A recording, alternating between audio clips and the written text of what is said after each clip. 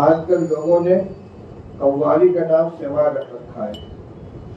اس میں گاجا باجا ہوتا ہے، سارنگی ہے، طبلہ ہے، ڈھولک ہے، اور اس کے علاوہ جو قوال ہوتے ہیں یا تو وہ عورتیں ہوتی ہیں یا بہریش یعنی داڑھی مدے فاسق و فاجر قسم کے قوال ہوتے ہیں.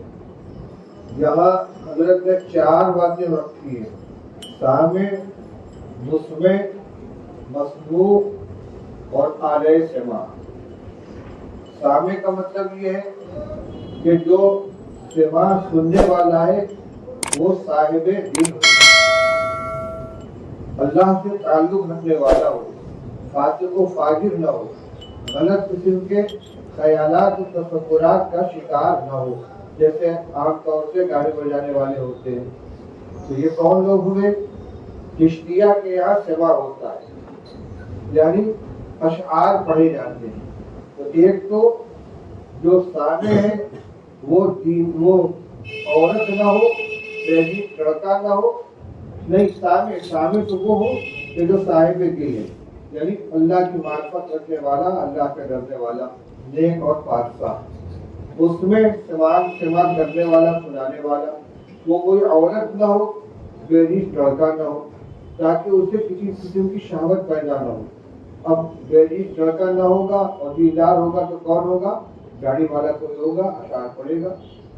اور مسموع جو کلام پڑھا جائے وہ فواحش و منکرات پر مشتمل نہ ہو، گندے قسم کے الفاظ نہ ہو، گندے قسم کے مضامین نہ ہو، بلکہ معرفت کے اشعار ہو، حمد ہو، نعت ہو یا تصوف کے مضامین ہو.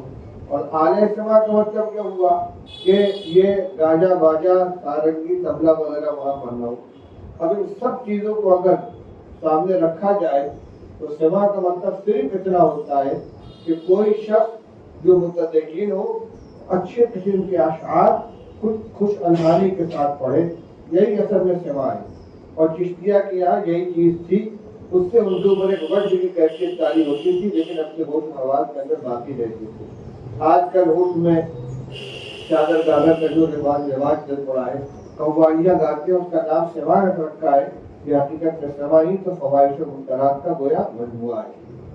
چشتیہ کے یہاں سماع کی کیفیت سماع ہوتا ہے، لیکن اتنا ہی ہوتا ہے کہ کوئی اچھا آدمی خوش الحانی کے ساتھ کوئی اشعار پڑھ رہا ہے اور اس سے ایک کیفیت جاری ہو جاتی سننے والے کے اوپر. اس کے علاوہ اس کے 4 شرطوں میں اگر کوئی ایک شرط ختم ہو جائے گی تو وہ سماع جائز نہیں ہوگا اور اس سے سماع کرنا حقیقت میں غلط ہو جائے گا.